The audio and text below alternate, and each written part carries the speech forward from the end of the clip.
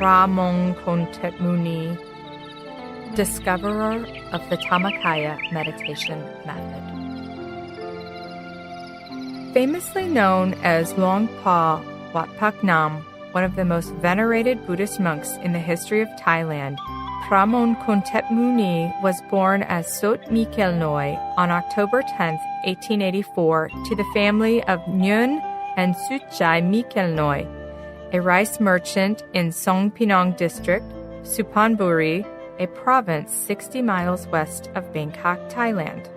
Sot was the second born of 5 brothers and sisters, with an older sister, Da, and 3 younger brothers, Sai, Puk, and Samruam, in order of birth. Sot was an intelligent child with a strong willpower. In whatever he set out to do, he would always persevere until it was done, and done well. Sot showed the signs of compassion even when he was very young. While helping his parents plow the rice fields each morning as it neared midday, he would gaze up to check the position of the sun to note what time it was. His sister thought he was lazy, waiting for the time to take a break, but in fact, he was watching for the appropriate time to relieve his ox. If he saw that the oxen had been overworked and had become tired, he would lead them off for a bath and let them loose to graze. Sot helped his parents with their work until he was 9, when he began his formal education with his uncle, a monk at Sompinong Temple. In those days, before the establishment of state schools, monks were the only teachers, and Buddhist temples functioned as schools for people in the community. When his uncle left the monkhood, he went on to continue his study at Bong Pla Temple, Nakhon Pathom province, where he studied Thai and Cambodian languages. Sot was 14 when his father passed away. As the eldest son, the burden of running the family business and supporting his mother and siblings fell on his young shoulders. He took over his father's rice trading business and worked hard to grow the business. Soon, his business prospered and the family became well established. A turning point in his life came when, in one trading trip to Bangkok, he sold all the rice in his boat and headed home with the empty barge and a large sum of money. The main river routes that he traveled were extremely treacherous, so he took a detour through a remote waterway known as Kong Bang Itan. This was a narrow stretch of canal dreaded by boatmen because it was infested with pirates and bandits. Only a few lucky boats would manage to pass Bang Itan without being robbed or killed. Usually, they would travel in a convoy for security. That day, Sot's was the only boat in sight. Upon reaching this narrow stretch, the fear of death struck him.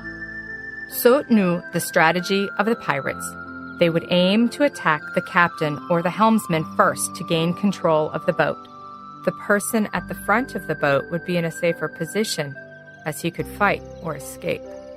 Sot's survival instinct told him that he should switch his position from the helm to the front of the boat to avoid danger, so he ordered his crewmen at the front to take his place at the helm. Then a guilty conscience struck him. He thought, "All the crew gets from me for looking after this wretched barge is 11 or 12 baht a month, equivalents of 50 to 60 cents in those days. As for me, I am the owner of the boat, and I have all the money. If I hand down death to my less than fortunate workers, I would be taking advantage of a fellow man. This is the wrong thing to do. The money is mine, the boat is mine. If someone should die, it should be me. Let the workers escape so they can live to take care of their families." He was ashamed for having made the selfish move. He called the crewmen back to the oars and sat himself at the tiller with a rifle in his lap. Although he finally managed to pass through the crisis in safety, the whole episode left him with a deep sorrow for his fellow men. He came to realize making a living is such a hard thing indeed. To go through such an ordeal just to avail oneself of a day's wage. Material wealth is so ingrained in man's values that he loses touch with the reality and true purpose in life. In the end, everyone must die. My father has died. My relatives have died. And when they died, they could take nothing with them. What is the point of having all these possessions when you can't enjoy them after your death? One day, I, too, must die. Haven't I learned from my deceased father and relatives? He pondered about what he should do with his life and came to the conclusion that there was nothing more worthwhile for him to do than pursuing a life of purity by becoming a monk. He made the resolution, "Please don't let me die before I have a chance to ordain. Once I take ordination, it will be for life."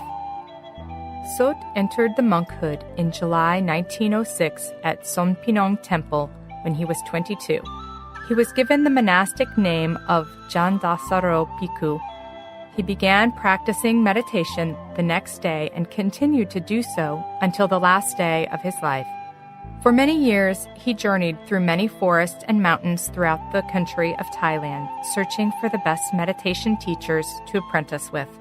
After 11 years of practice with some of the best Thailand had to offer, he still felt that he had not yet attained the ultimate knowledge realized by the Buddha. So he decided to set out on his own. He studied Visuddhimagga, the Path of Purity, a scriptural text on meditation practice, and practiced on his own. One morning, while taking residence at Bako Luang Temple, Nonthaburi Province, he went to the chapel to meditate. He determined to stay unmoved until the midday drum sounded. Time for the last meal of the day at 11 a.m. He began meditation around 8 a.m. After a couple of hours, right before the sound of the midday drum, his mind began to settle to a completely standstill state. Whereupon a bright sphere the size of an egg yolk appeared at the center of his body. He experienced a feeling of bliss, something he had never experienced before.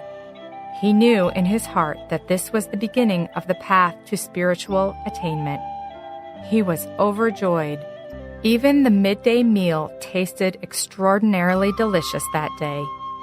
He looked forward to continuing a long meditation session that afternoon. Sitting in front of the main Buddha statue, he made the following resolution. Upon this sitting, if I cannot attain even a small part of the truth realized by the Lord Buddha, then I shall remain here unmoved until I perish. If I die, I will become a worthy example for people after me. He sat in a half-lotus position and began to meditate. The bright sphere that he saw earlier that morning emerged again and appeared even more radiant. It began to expand and remained with him from 7 p.m. to 1 a.m. the next morning. A tiny bright spot appeared at the center of the sphere and gradually became bigger. Afterwards, several transcendental bodies appeared one after another, each successive sphere bigger and brighter than the previous one, until, finally, a supremely bright and pure image of the Buddha appeared. This was the Dhammakaya, body of enlightenment, an image brighter and clearer than any Buddha images in the world. So Jandasaro knew this was the right path, the path to enlightenment. He continued to further the depth of his knowledge and meditation practice until it reached the supramundane level. His meditation skills and mental powers became so powerful that he became Thailand's most revered meditation master. He devoted his time and attention in practicing and teaching his meditation method to the general public. The Dhammakaya knowledge that he rediscovered was so profound that he aimed to use it to help all beings reach an end of all defilements and free from the cycle of rebirth. In 1916, Sot Jandasaro was appointed abbot of Wat Pak Nam, Pasijarin. His reputation as a meditation master and the miracles associated with Buddha amulets created by him made him a sought-after spiritual teacher. He organized a 24-hour meditation workshop to train gifted meditators. Many of his students reached the highest level of meditative attainment known as attaining the Dhammakaya. He was also the first Thai preceptor to ordain a Westerner as a Buddhist monk. He later rose to a higher monastic rank with a new monastic name of Pramon-Kontep Muni. Pramon-Kontep Muni passed away in 1959 at age 75. He became one of the most revered Buddhist monks in Thailand's history. After his death, his top disciple, a nun by the name of Jan Konukyung, continued to further the legacy of the Dhammakaya knowledge on his behalf. Along with her two outstanding students, Chayabun Sutipon and Padet Pongsawat, who later became the abbot and vice-abbot of the Dhammakaya Temple. She went on to found the Dhammakaya Temple, which later became the largest Buddhist temple in the world.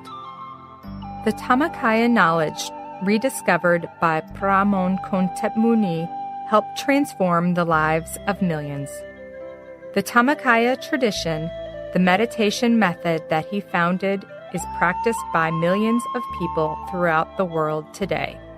For most Buddhists in Thailand, Pramon-Kontep Muni is best known by his miracles, prophecies, and supernatural healing powers. Hundreds of thousands of Thai Buddhists pray to him daily, asking for help and guidance in their lives. The legacy of Luang Wat Pak Nam, Pasijarin lives on.